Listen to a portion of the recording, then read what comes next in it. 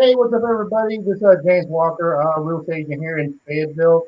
Welcome to our live stream. Today, we got a great guest, Alex from Vanessa and I. He's going to talk about all about VA loans. I've also got my awesome co-host, Vanessa Perez. She's here. How you doing today, Vanessa? Hi, James. I'm doing good. And yourself? Good, good. All right. So, like I said, we're going to talk about VA loans. Got Alex here.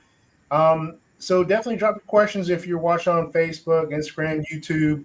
You got a question, definitely that's what Alex is here for. If you got a question for us, definitely ask us too. Drop a comment below, and we'll bring Alex up on the screen. What's up, Alex? Hey, what's going on, guys? How are you doing? Good. You're good. All right, Alex. So tell us who you are. Give us your little origin story. You want to make it 30 seconds, 1 minute, however you want to do. All right, perfect. Sounds good. So my name's Alex. I work over at Veterans United Home Loans. I'm a loan officer here, and I'm a retired military guy. I've been in the military for 20 years. Did my time, did all of it here at Fort Bragg, North Carolina, as a Green Beret for 18 years, and then 2 years in 82nd. And now I'm here as a new career, and it's wonderful. I love it. I love helping soldiers. There is so much stuff that I, as a soldier that bought homes on a VA loan, did not know. Some of the options that we have is, utilizing that wonderful program, being able to have, multiple homes, whenever you're moving and whatnot, right? So great product. Fantastic, fantastic. All right, so I guess the first question, I'm gonna throw something on the screen here real quick, guys. Let me do that.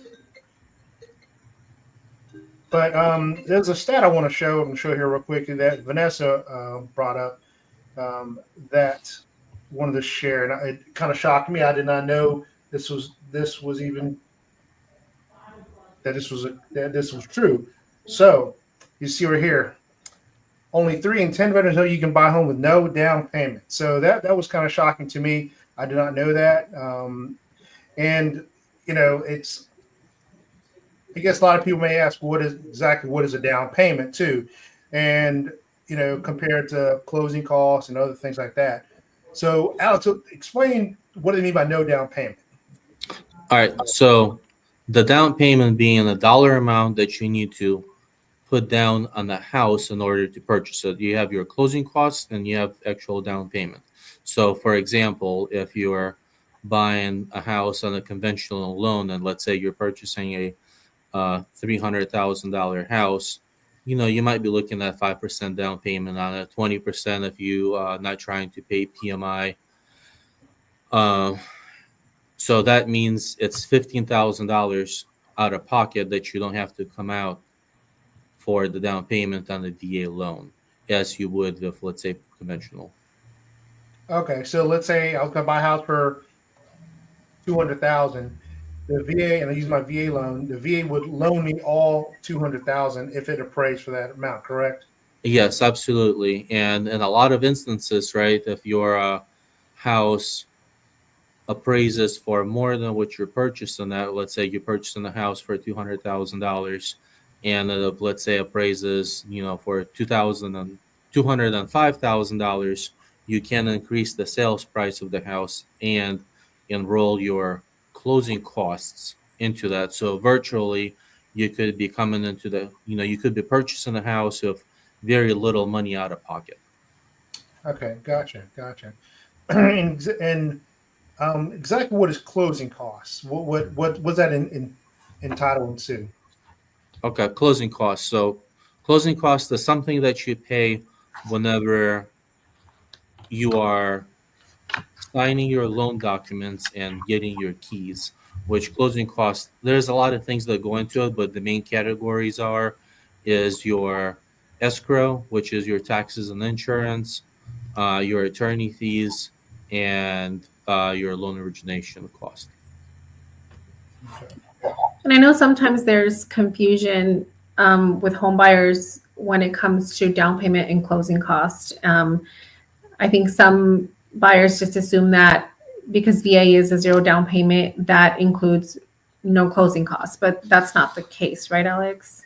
Yes, that's correct. Yes. So The down payment and the closing costs are completely separate from each other. One is you um, putting down payment is basically you putting a little bit of the skin in the game whenever you're purchasing the house, and the closing costs are the fees and costs that you're having to pay to get into that house, like paying your insurance, paying your taxes, making sure those taxes and insurance exist in the escrow, and basically paying your attorney right there for doing the paperwork for you. Okay, and then, so I guess back just on a basic level, what is a VA home loan? Okay, so VA home loan, what it is, it's a no down payment loan with, um, I would say VA loans have simpler requirements for the person to get into the house, right? And it's it's overall cheaper, I would say, because one, you're not having to pay um, private mortgage insurance, right? It's already covered. Like the VA loan just doesn't have it because 25% of the VA loan is guaranteed by the government. So you get to save on that. From my experience, I would say that a person that would use a conventional loan versus VA loan, it seems like they get a better deal on their interest rate as well. Um, and that's pretty much it. Okay, and who would you say is eligible for a VA loan? So people who are eligible for the VA loan is your active duty service members, um, people, the retirees. So pretty much if you have served 181 days active duty or 90 days of wartime, or a surviving spouse of a veteran that died while on active duty or wartime. And there's a few other different categories there, but those are pretty much the major ones, National Guard guys and reserves.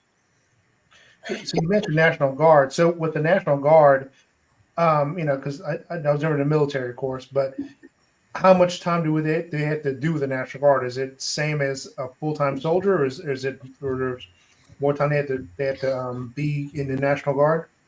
So the National Guard gets a little tricky, especially you have a lot of veterans that, you know, been deployed on active duty, right? So there's a lot that goes in there, right? If the National Guard guy has deployed before and been in a wartime, there's one category there. And then, if they have done a specific amount of points that they needed to achieve the VA loan requirement. So it's kind of, there's guideline for it, but there's a lot of exceptions to it as well. And it's very critical to talk to your customer and understand what his history was, so you can help him out the best. But that's something that we do on our end whenever we talk to our National Guard and Reserve guys. Okay, so you would figure out all the days or hours. Absolutely. Okay, gotcha. And I know you mentioned no PMI earlier, no private mortgage insurance. What exactly is that? So private mortgage insurance is on the conventional loans, you have the PMI, and you pay the PMI until you have 20% equity in your house, right? So let's say for the easy math, let's say the house is $200,000. So you would need to pay down the house by $40,000 to achieve 20% equity in it, right? And um, as we have seen a couple years ago, whenever homes were appreciating quite fast, right? If somebody was very PMI conscious, right, they could have the house appraised, and if the house appraised for higher, then they could have eliminated the PMI. But otherwise, you can just basically, pay down your loan, and then once you hit your 20% equity, and the PMI is done. But PMI could be expensive, right? You could be spending hundreds of dollars on PMI a month as well too. So let's say if you have a soldier, let's say, purchasing a house for $200,000, and then let's say, well, we'll just, for the easy math, let's say the payment's $1,200, and on the conventional loan, if you're having to pay the private mortgage insurance, you could be paying easily $300 more on that.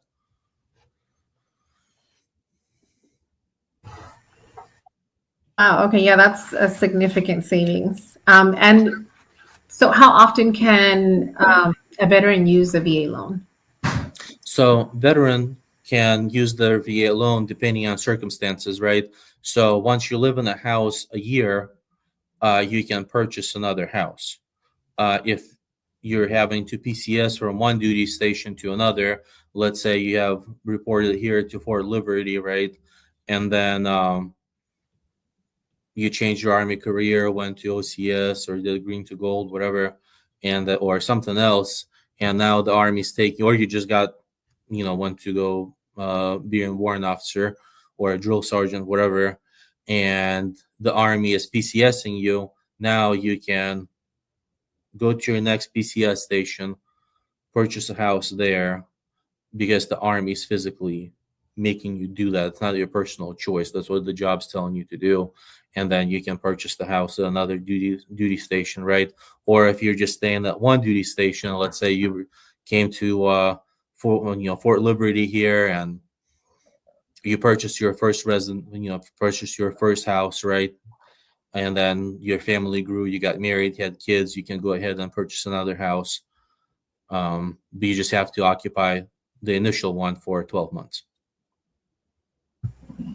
And then, correct me if I'm wrong, there's like a certain allowance you get with the VA loan that you can't surpass? Yes. So you have county loan limits.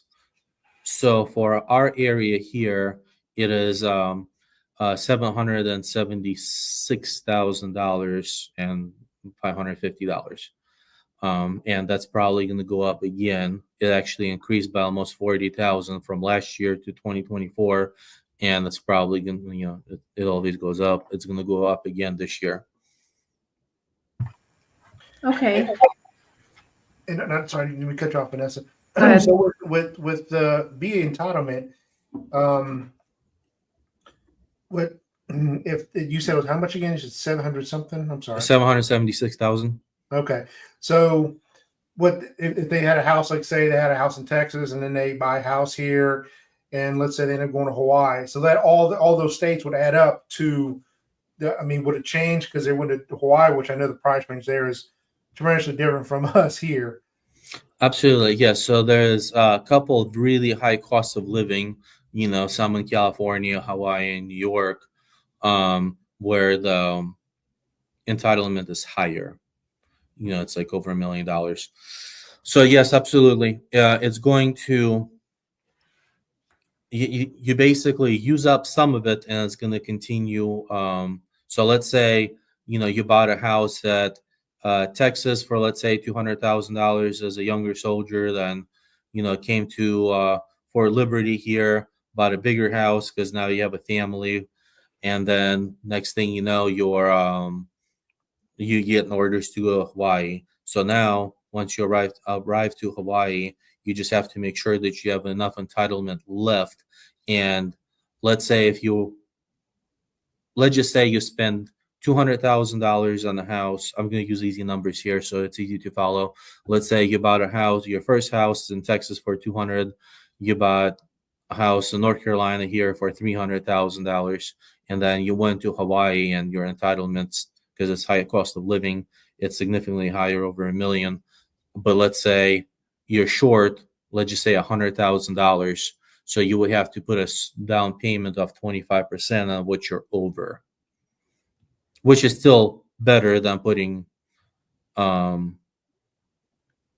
down payment on a conventional loan on the entire dollar amount.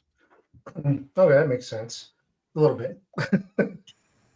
That's super interesting. Because a lot of soldiers do have run into that problem where they're like constantly moving, and cost of living is different everywhere they're at. So I didn't know that. I've been a military spouse for 15 years, and I did not know that as if you go over, it's 25% of the amount that you're over? Yes, exactly. So let's say if you have a customer who is buying a $600,000 house, they only have $500,000 left on their entitlement.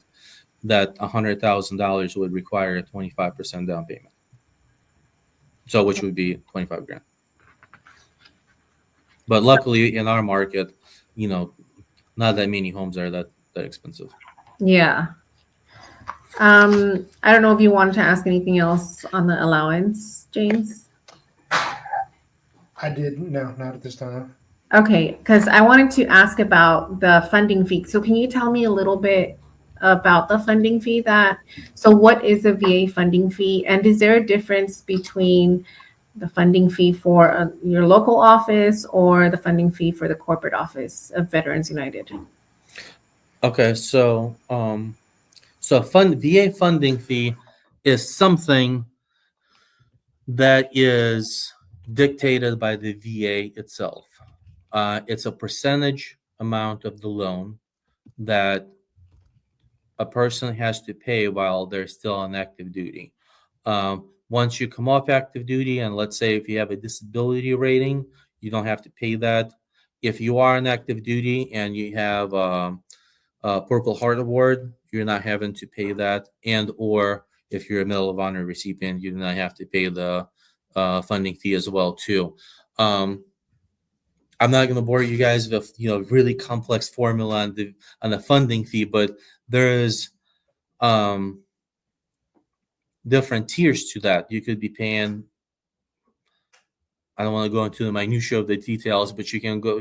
You could be paying a little bit over 1% for the first time you use, or a little bit over 3% for the consecutive uses, right? But you can reduce that consecutive use if you're putting a down payment on a house, then that's going to go down some. So whenever we see that customer can save some money if they put a down payment in, that's going to reduce their funding fee, we always talk to them about it. But it's actually interesting enough.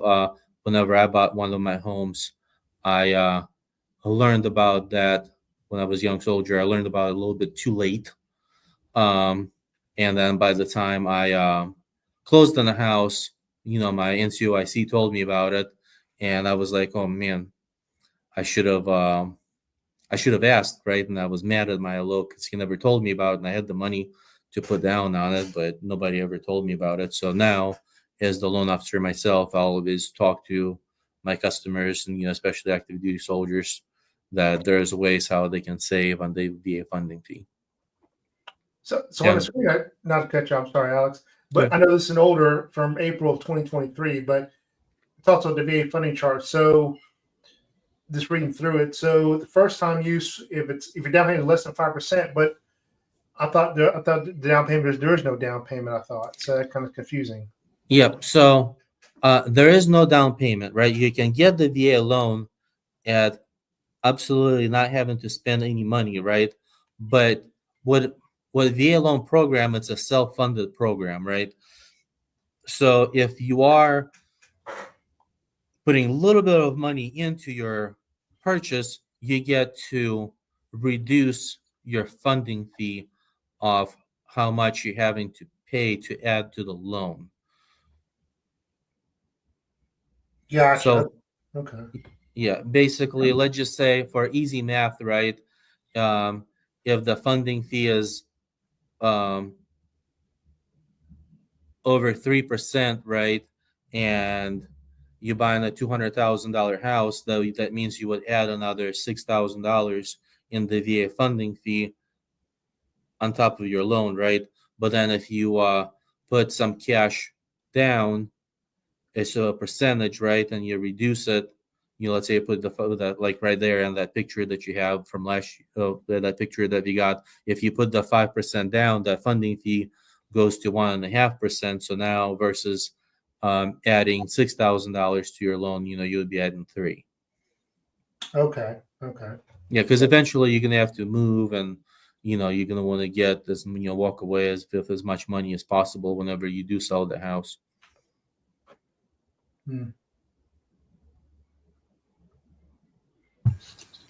Okay, and is the VA funding fee refundable? VA funding fee is not refundable. Um, there is so the book answer is the VA funding fee is not refundable. However, if you are like whenever you're transitioning out of the military, right, you might have a pending claim with the VA, and this is going to get really, really complex, and case by case basis. You could fight to get that money back if you received your rating while you were still going through the loan process, right? But the amount of people that fall into that category is very, very slim. So if somebody does want to talk to me about it, I'm actually quite familiar with it. Please reach out and I'll talk more about it. But I think it's like 0.01% going to fall into that category because that means you're exiting the military and buying the house pretty much the same month almost. Okay. And I know you already told us the maximum loan amount, because I think that was one of my questions for the VA loan, but that's just going to be depending on cost of living to wherever the soldier or veteran is stationed at or lives at. Yes, absolutely. Yes. Okay. Do the VA loans have higher interest rates than conventional loans? Um, no, I would say that VA loans are cheaper because they're lower risk. So what happens is that VA loan is guaranteed by 25% by the government, right? So it's almost same thing as a, you know, regular civilian going into purchasing the house and putting that money down, right? That reduces the risk of the bank, so it makes the terms more favorable for the veteran. Okay. And can you use your VA loan to purchase a vacation home? You cannot. So you have to own or occupy the property for at least a year. And then after the year, you can rent it out? Yep, absolutely. Okay. And then what's the credit requirement looking like right now for the VA loan? So right now, if you're looking at 620 FICO score for the VA loan, it's important to understand that in order to use your VA loan, there's two parts that go into it. You need credit and you need income. Credit and income are the two bases for being able to utilize the VA loan entitlement. And Okay. then the nice thing is actually, while you're talking about credit, so Veterans United, we have a in-house credit repair program for people that may fall short of being at 620, right? And it's just a wonderful program. We have a wonderful lady that's working that for us. She's super nice. Sometimes I get calls on the weekend, right? And then I'll talk to the customer. We'll do an application, right? And then if they're not credit qualified, I'll send a note to the lady that works the credit repair for us, and a lot of the time she'll reply back to me right there on Saturday or Sunday and tell the soldier exactly what they need to do. So that's kind of pretty cool. So now they're not stressing. They have a clear map of what they need to do. And they actually do utilize the program a lot. So, Alex, with this program, does it cost the client anything? No, it's free to the client. So basically what we do is it's called the Lighthouse Program for Veterans United, and it's completely free to the customer. We give the customer a roadmap of what they need to do to get to qualifying credit. And from there, we basically check in once a month, make sure they're on track. And once they have a qualifying credit score, we reach out and we set them on their path to be able to become a homeowner. What credit score is needed for the user VA loan? So 620 FICO score is the requirement to be able to use your VA loan entitlement with us. Okay. And I know you talked about Lighthouse program, which is great. I mean, it's free for the clients and everything like that. Um, Debt to income, explain what that is. And like, because I know a lot of people are always, when I talk to a lot of people, they're like, oh, my credit's great. And I'm like, well, what's your debt? I try not to talk about debt to income too much because you're the lender and I'm not. Mhm. But, I try to explain to them a little bit, like if you've got too much debt, even if you're paying your debt off or you're paying it on time, it could cause, a lot of issues with, you getting a loan still. So if you can't explain what debt to income is and what requirements you require for that. Okay, absolutely. So I'm gonna use easy numbers for this, right? And uh, pay grades that we all understand, right? So let's say for E4, there's no debt, right? There's no card payment, no credit card payment, and a credit score over 620, like E4 that just lives straight in the barracks, right? Um, they can go as far as $200,000 on their pre-approval, right? Which puts them at about a little bit over 50% DTI, debt to income ratio, right?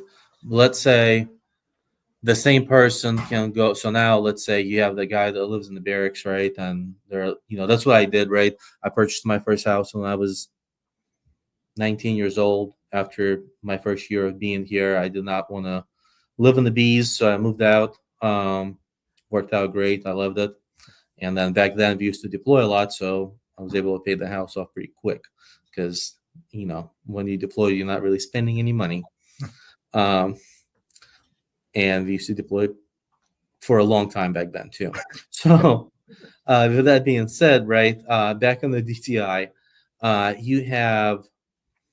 you can take the same person, right, same specialist, pay grade, and let's say they can get $200,000 pre-approval without having any debt. But let's say you go buy a vehicle, right, and let's say the vehicle payment is $500. Well, now your pre-approval amount, each, for easy math, each $80 equate to about $10,000 of buying power, right? So let's just go ahead and round it up to $100 for $100,000, right? Sorry, let's round it up to $100 to each $10,000. So let's say if that person has a $500 worth of payments, right? Now that $200,000 purchasing power turned into like a 150 or less. Okay. So having debt and having revolving payments reduces your ability to purchase, it reduces your buying power, and Now, increases your DTI. if someone to bring up their credit score pretty quickly, what would you recommend to them to pay off maybe first, if they can? So on the credit side of the house, it gets pretty tricky. Mm-hmm. It depends. Each file is different. So on some files, what we do is, right, whenever we look at the person's credit report, right, we recommend that they pay down the thing that gives them the most bang for the buck, right? And each file is truly unique. So let's say I may have a car payment, right? And let's say I only owe like let's say my car payment is $500 a month, right? But let's say I only owe $1,000 on it, right? So of course I'm gonna tell you, go ahead and pay off that $1,000 car balance off to free up that $500, and then maybe underneath it you may have a $4,000 credit card bill with a $250 payment, right? So you get more bang for the buck of paying off that $1,000 bill that may free up 500 for you. So there is absolutely no cookie cutter answer for that. Everybody's situation is different. Okay. And James, I'm going to switch it up on you just a little bit because I see that on the little thing you have up here. It says one of the cons to the VA loan could be that your offer might not get accepted. So why would a VA loan dissuade a buyer or a seller from accepting an offer?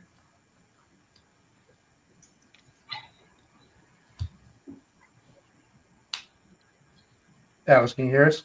Yes, I hear you well. Was that the question for me or For James? Yeah. For James. Well, no, for James actually. Oh, for me? Oh, Because I'm I sorry. feel like we see a little bit more of that end of it as, submitting offers and whether they accept it or not, depending on what type of loan it is. Well, I would say the reason why most of them may not get accepted is just the appraisal itself. We know, we don't know. Not everybody knows. I'd say VA appraisers is probably one of the toughest. They're looking at some things that some buyers may not have a concern for, like flaking paint or things like that on a house. I see that a lot. Oh, the paint's flaking, you got to paint over it, or scrape it off and paint over it. And a lot of buyers are like, I don't care about that, but it really doesn't. They're not going to give them the loan if it's not taken care of. So I see a lot of that with with appraisers. I see other things a lot with, like, a lot of homes here. If they we're on a crawl space, some of the homes we have are on crawl spaces. So if you have steps that are usually 3 steps or 4 steps or more, front or backyard, leading up to the front door or the back door, they'll require them to have a handrail. Conventional, obviously, I don't know about FHA, but they may not require that. So I would say a lot of that is because of that. But I mean, we are in a military town, so I think they understand that. But back when we were having bidding wars, it was really tough with a VA loan. But that's what I mainly see. I mean, and what do you think, Alex? Is that about right? Or So the way that I always think about it, right? It's kind of like, who do I want to get a check from? Do I want to get a check from a person, or do I want to get a check for the treasury? I feel like if I get a check for your tax refund check whenever you get it in your hand, right, and you take it to a bank, that thing's going to get paid because it's coming from United States government, right? So that's just my take on it, but I totally see what you're coming from, yeah. as far as the requirements and whatnot, and understanding the fact that yes, you cannot get a fixer upper of the VA loan. It has to be in move-in ready condition. It can be dated, it just can't be broke. Um, So Yeah, that's kind of my next question. So, what are the minimum property requirements for the VA loan to go forward and close on the house? Absolutely. So the best framework that I can put that in is when you move into that house, there's nothing that you need to be doing about that house. You don't have to worry about, the roof's not leaking, all the major appliances are there. You have something to cook your food on. Um, and there's no holes in the walls, right? Or the door handles are there. For our area, there's no wood rot, there's no termite damage. um Pretty basic stuff, right? It just needs to be, because the soldier's busy, whenever you're doing your deployment cycle and whatnot, right? Army doesn't give you, or the services, right, they do not give you a lot of time to move your family, pack up, arrive to a new duty station, in process, find a house in the meanwhile of doing all that stuff, right? Meet your new people, meet your new coworkers. You only get so much leave time, right? So you don't really have the time to be out there, speckling the holes in the walls and stuff, right? Or replacing faulty electrical outlets. The government basically wants you to get a house that's move-in ready and it's livable. Right. Yeah, because Vanessa asked me this question earlier, and she kind of went into it, but she was asking me, can you buy a foreclosure with a VA loan? And at first I was like, no, I don't think so. I would say no. Then I was like, well, depends on the foreclosure. If it's like you just said, moving ready and looks good, then yeah, there's a good chance. I started thinking about it. This is years ago, almost when I first started, about 5 years ago. I helped a guy buy a house. It was a foreclosure, but it was in great condition.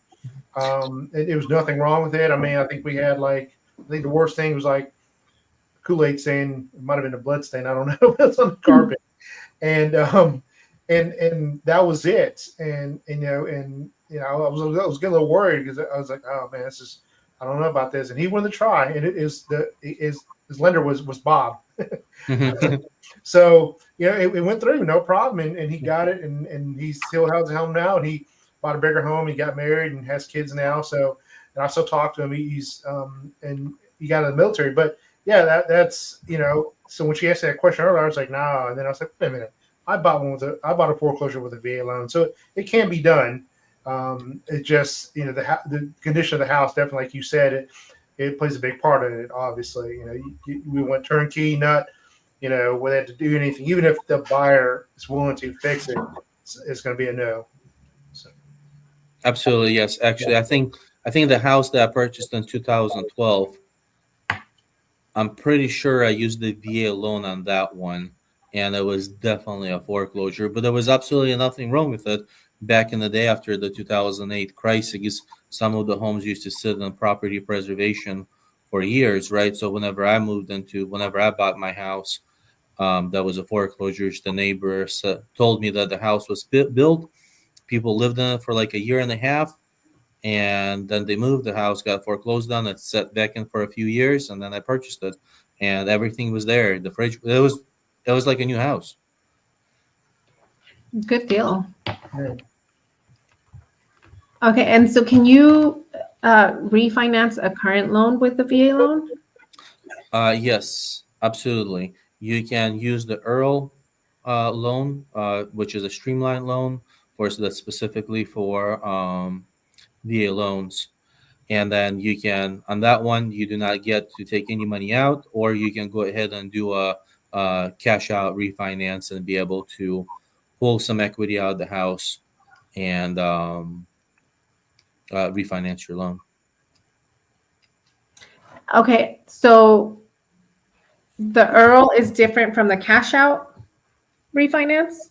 Yes, there is. The Earl is super fast and it's super simple. It's basically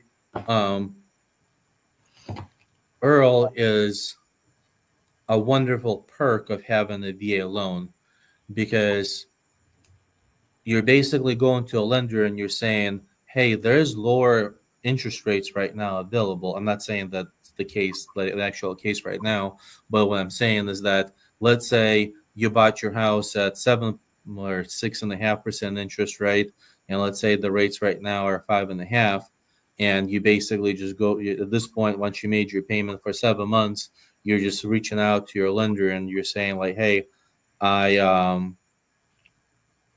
want to refinance my house. I already been making the payment at the higher dollar amount. Let's go ahead and refinance this thing, and then they just start the process and it's completed. If you have the cash out, it's there's a couple more steps there. Okay, and does that have to be through the same lender that you originally got, or can you use a different lender? No, you can most definitely use a different lender than where you started at. The main thing is, right, I have a lot of veteran buddies of mine that always reach out to me and whatnot, and they're like, hey, Alex, I want to go ahead and refinance my house. The main thing is being conscious that you're not getting a letter that says, hey, you can refinance this thing for 4% right now, and it's clickbait, right? And next thing you know, they're going to try to sell you a rate, right? I think we all work hard for our money, right? And I think it's very important for the person refinancing to understand how much you're paying for that refinance. I believe that you don't need to be spending thousands of dollars to get that done. You want to do it as cheap as possible, because you can refinance multiple times. Back in the COVID times, whenever people used to refinance multiple times every 7 months, and were able to get to those twos from the fours, right? I mean, that was great. So especially if you're not having to pay the funding fee. If you're having to pay the funding fee, that's 0.5%. But if you have some kind of disability and funding fees waived, at that point you're just basically paying the attorney fees and you're paying to rebalance your escrow. So your only cost is really can be pretty much your attorney fees. So is it possible to then get a loan while you're in service, retire with disability, refinance without having to attach the funding fee? That's correct. Yes. Okay. And I think you have a question, Alex, on our comments. Can you see it?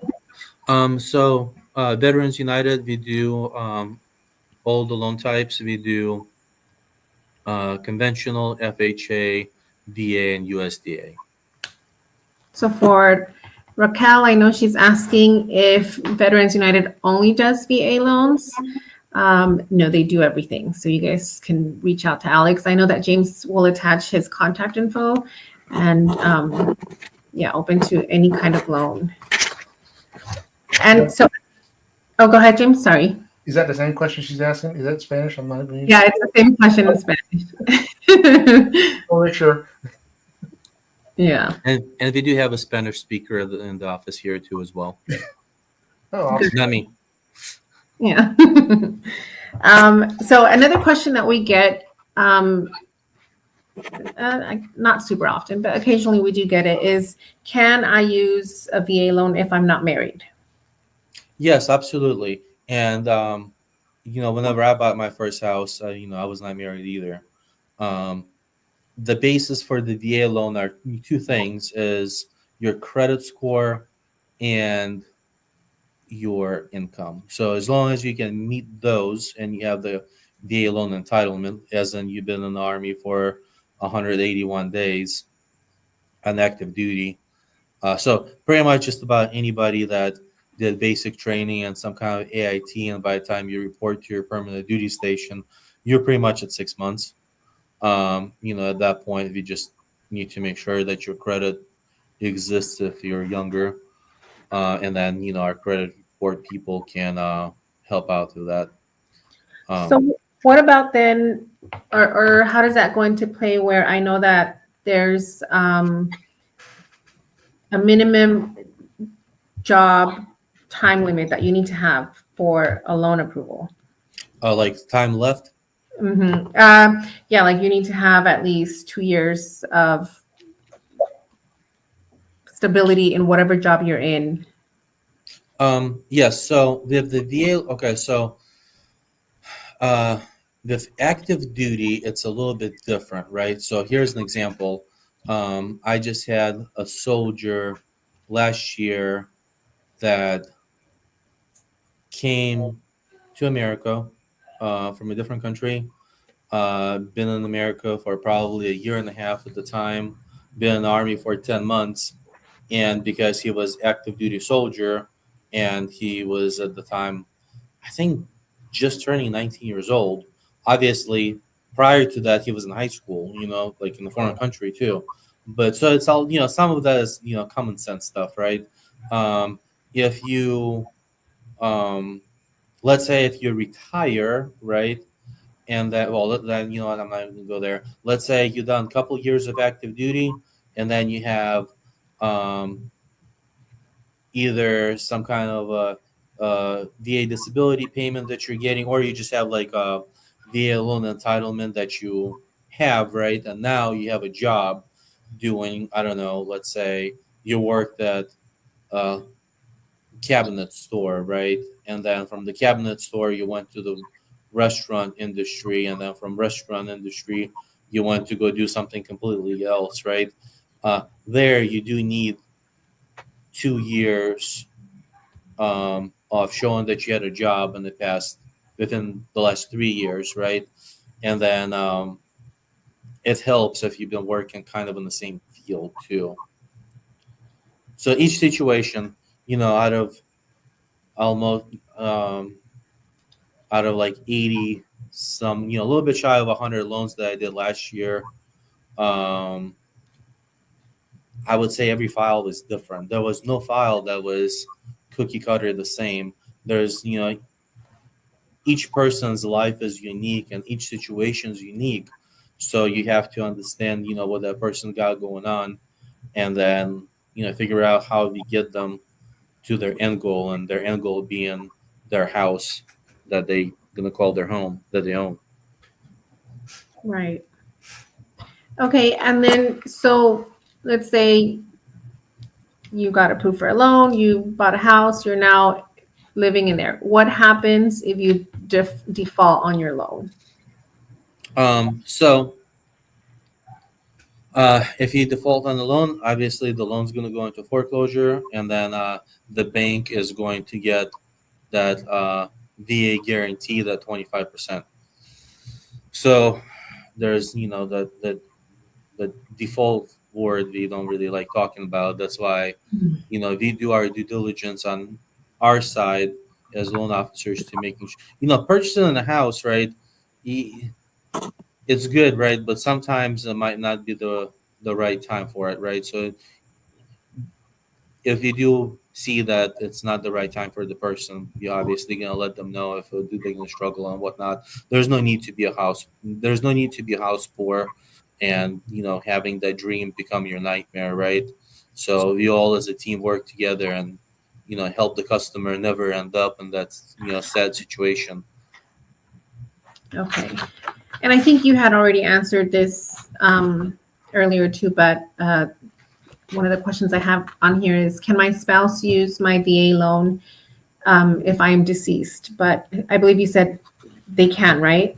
Yeah, so there's a surviving spouse benefit, and that's basically of the um, person died, while in line of duty, or from um, disabilities that they suffered while on active duty. Okay. And then I think this is a popular one too. Can you buy a mobile home or manufactured home with a VA loan? Yes, absolutely. You can most definitely buy a manufactured home. It just has to be on a permanent foundation. Okay. What about multi-unit properties? Yes, absolutely. Yes. And this is the coolest part about it. On the first time use, um, you can most definitely be able to get, obviously if you already used your the entitlement a couple times, right, you may not have as much left. So I always thought it would have been super cool to buy a duplex or a fourplex and or a triplex, right, and be able to house hack from there, pretty much be able to purchase something, run out the other half. I think that's super ingenious, super wonderful. However, there's not a lot of those properties out there. Yeah, unfortunately. What about new builds or someone that like wants to do everything from scratch, like go look at the land they want and start building on that? What kind of options do you have for someone like that? So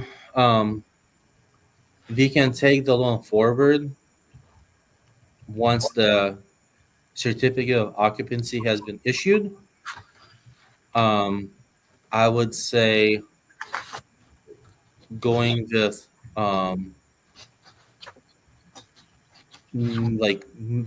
for us here, right? There's a couple of partners that we have that will do the first part of building, right, of the construction loan, right, and then from there, we pick up the 30-year mortgage. So what I'm saying is that um, you just you can do it, right. You just have to break it up in two different stages. Okay, but you are allowed, you can't do that with the VA loan? Yeah, well, so with the VA loan, you're going to exercise the VA loan once this certificate of occupancy has been issued, and then you can use your 30-year loan. And then while the construction's going on, you use a separate construction loan for it. Okay, and what is a certificate of occupancy? Oh, certificate of occupancy, that's basically something that um, gets issued out to the builder, basically saying that the the house has been built, it's livable, the utilities are there, and it can be occupied by a human being now. That's Okay. that's mostly for new builds. Yes. Okay. And I know Vanessa hit on this, asked this question earlier. She said vacation home, but so let's say someone you want to use it for, for an investment property. Is that possible? Um, you're not supposed to use your VA loan to build a real estate empire. However, you do run into soldiers every once in a while who may have, multiple homes, right? And let's say if they bought their first house that was, 1,000 square feet, 3 bedroom, 1.5 bath, then, you know, because they were like E2, E3, E4 at the time, right? Then a couple of years went by, they started getting paid more money. They maybe got promoted to E6 for us here at Fort Bragg. You get BH once you hit E6. So then, they went over and bought a different house, a little bit bigger, right? And then a couple of years later, they might have purchased, let's say at that point they're married, got kids. Now they got like a 4 bedroom, 2 bath, right? In a good school district. Well, a couple of years went by, and by them just living their natural life, right? They just picked up 2 rental properties and they have a really nice house that their family lives in. Okay. So they could essentially buy a house a year from now, buy a bigger house, and then a year later they could buy another bigger house. Then as long as they stay within their VA entitlement, they're good. Yep. Okay. Ne- Sorry, I didn't cut you off there. No, So let's say their first house was 100,000, and does their second house, is there like a tier of where it has to be a little bit higher to use it again after that 1 year's up?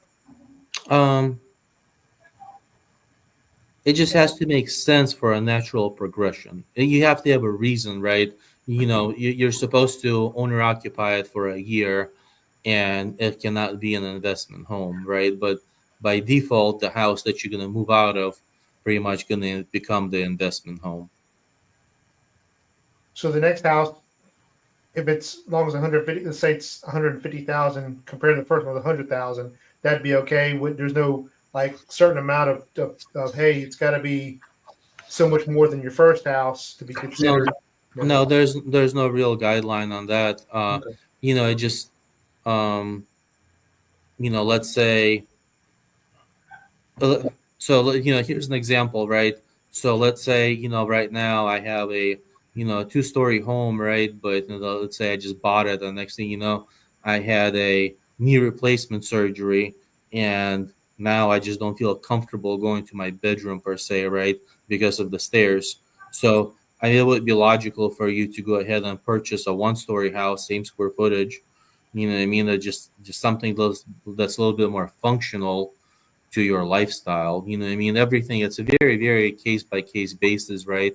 You may have a house that's, on one side of town. The next thing you know, you get married, have, well, mm, you don't have kids and they go to school momentarily, right? But let's say the life changes, right? And you just need to move to a better school district so you're not spending, more money on private school. And you have a lot of really awesome videos on the school districts here as well, too, James. So, that's why I use that example. Okay.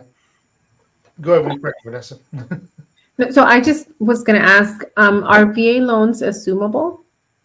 Yes, and that is a wonderful, wonderful question. Yes, so the VA loans are assumable, and we can almost do a whole complete segment just out of that. Um, a person could be saving so much money by doing the VA loan assumption, but that VA loan assumption goes through the servicer, and you have to qualify for that loan as well, too. The VA loan can be assumed by another person that has VA loan entitlement, and it can be assumed by a person who doesn't have the VA loan entitlement. However, the first person's entitlement would be tied up until that loan is paid off. So let's say James wants to buy my house, and he wants to assume my loan, right? So he can assume my loan. Let's say my house I bought it for $250,000 last year. Now, let's say I'm having to move somewhere, and James like, oh my God, you have 2% interest rate. I want it. and I'll be like, all right, cool, you can assume my loan, and the house is worth 300,000 now because the market gone up in the past couple of years. So now he will give me the difference between 250 and 300, so whatever, the $50,000, and then he's gonna work with the servicer, apply for the loan basically through them, and then it's gonna get transferred to him. However, that VA loan entitlement is still gonna be tied up for me, right? However, let's say Vanessa, your husband, he wants to assume my VA loan entitlement, right? Him and I can just swap the entitlement. So whenever I walk away from the deal, um, I'm not tied to the house at all because now you guys assumed the loan and then we swapped entitlements with your husband that also has VA loan entitlements. Okay, Okay. so Go ahead. I'm sorry. just to make sure that I understood. So let's say your full allowance for where we live at, I think you said was $776,000. Yep. I purchased a house worth $200,000. If someone that is not VA qualified wants to assume my loan, they can, but those $200,000 are going to be wrapped out from my whole allowance into this loan until that house is paid off. Exactly. Okay, but if it's a veteran that does qualify for a VA loan, then we can just swap it, and then I'm not tied to that house any longer. Absolutely. Okay. So as a civilian, because I've never been in the military, I could assume your loan. That's correct. Oh, okay. But unfortunately, your entitlement still stays there because until I pay it, and Until it's paid off. so it's paid off. Oh wow, well, it's not gonna be you then. So it wouldn't be good to obviously get a civilian to assume it. I guess it really depends on the person, on the loan. I mean, because if you're kind of using it again, I guess it depends where you're going to move to and stuff like that. So, Yep. Okay. Now I've heard some horror stories about the process of assuming a loan. Where I talked to the realtor a few months back, where she said it took almost 6 months for them to assume the loan. Is that about right? Or I tried to do one myself last year, and I started in August. And by July, I still think that my assumption was going through at the bank level, but the seller was not having it anymore, and yeah, so it yeah, didn't work out. yeah. Wow, a year later. Mm-hmm. So we got another question from. So if I don't know if you can read it or not, Alex. So fixer uppers, right? The house can be dated, but it cannot be broke. So if there's by fixer upper, everybody has a different definition of fixer upper, right? My definition of a fixer upper is, you open the front door and you just see dirt because there's no subfloor. But somebody else's definition of fixer upper, am I going to be like, oh, these cabinets are from the 70s, I don't like it. Yeah. So it depends, right? So if it's wood rot outlet covers, if it could be as like, hey, there's no outlet covers, as silly as that is, right? Because it's not safe. As the property is unsafe, if it's missing outlet covers, if it has wood rot, that's not going to work. Okay. So like we just mentioned earlier, and I don't know if it has to be turnkey property. It has to be something where it has to be move-in ready, where they wouldn't have to spend any money. They don't want the veteran or soldiers walking this property having to put money in as soon as they buy it. I don't know their question. Obviously, they're looking for investment properties. Probably why they asked that. Yeah. And some people are looking for primary residence, and they don't mind putting the sweat equity into it, as I mentioned earlier. But unfortunately, the VA is like, no, you can't fix the property, even if they're okay with the way it looks. They're like, hey, I'm willing to buy it the way it is. I don't care. Kind of, we'll fix it up ourselves, which would be great. But unfortunately, VA won't allow that. So, Absolutely. Yeah. And I'm sure you guys have seen those homes that, from, 60s and 70s where there has been no upgrades, right? But the house is solid, right? It might not be pretty. It might feel like a time capsule, right? And, something like that, yes, you can purchase it, right? will it have immediate equity in it? Probably, once you just paint the cabinets, put some granite in there, right, and replace the flooring. I mean, it's gonna maybe replace some light fixtures. If the house, whenever you first get it, it may not be beautiful, it might be dated, right? But once you do those upgrades, right, you're not, if they're not repairs, they're upgrades. You know, you could be gaining some equity in it fairly quickly. Okay. And so can a VA loan be used for home repairs? No, it cannot be used for home repairs. No. Okay. We're about to wind this down. So one last question I've got, unless Vanessa has another one. If you asked this one, I didn't hear it. A lot of people like want to buy land and then build a home or buy a mobile home or manufacture and put it on the property. Can they buy the land and then go out and have get a construction and perm loan to build a house there, or is that two different loans? So that's going to be, so you're going to have, nice thing with our local Veterans United office, we have a lot of partners that we work with that we can point the customer in the right direction for, let's say, for the land loan, right, or for the construction loan, right, and it gives it's extra steps, right, but it's gonna save the customer money.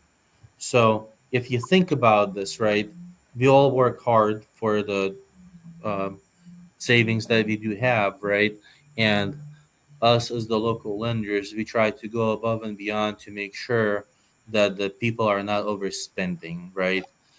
We can put them in touch with the individuals that'll do their loan for them, then the individuals that'll do the construction loan for them, and then we'll pick it up for the 30-year mortgage once the property is completed. It's some extra steps in it, right? But it will save a person thousands. Well, like tens of thousands probably. Oh, really? Okay. But so you would do? Would it be two different loans, or would it be one loan? It would be it would be multiple different loans, right? So let's say if you want to buy a land, you want to do the land loan, and then once you have the land loan, now you can do your construction loan, and then once the construction loan's completed, then you do your 30-year fixed. And then you can combine both of those loans together? It just basically becomes one property because it's going to appraise all for one value, And having the land loan and the construction loan won't impact your debt to income for a VA loan? Well, you know that it's going to all get enrolled and some things are going to get paid off because the construction loan's going to close out because it's going to morph into something else. It's going to morph into a permanent loan. Okay. You have any other questions, Vanessa? No, I think I asked everything I had on here. Okay. Well, we're gonna wind this down, guys. Definitely, if you want to reach out to Alex, his number's on the screen. And if you want to reach out to Vanessa, her number's on the screen also. They like to be called late at night. So if you want to call them late at night, they love that. They enjoy that a lot. But that is their personal style. So I'm just joking there. Don't not call them late at night. But definitely you reach out to either one that way. You know how to reach out to me. Other than that, though, thanks a lot, Alex. I do appreciate it. I think a lot, with VA loans, it gets confusing sometimes. And like that stat we showed earlier that Vanessa brought up, I mean, 3 out of 10 is, only know there's no down payment, and they don't understand what that means. So definitely, want to help as many veterans as we can with that. So other than that, though, thanks a lot. I do appreciate it, Alex. Thank you, Vanessa. Thank you very much. Thanks, Thanks. Alex. Wonderful evening. Bye. Bye, guys. Good night.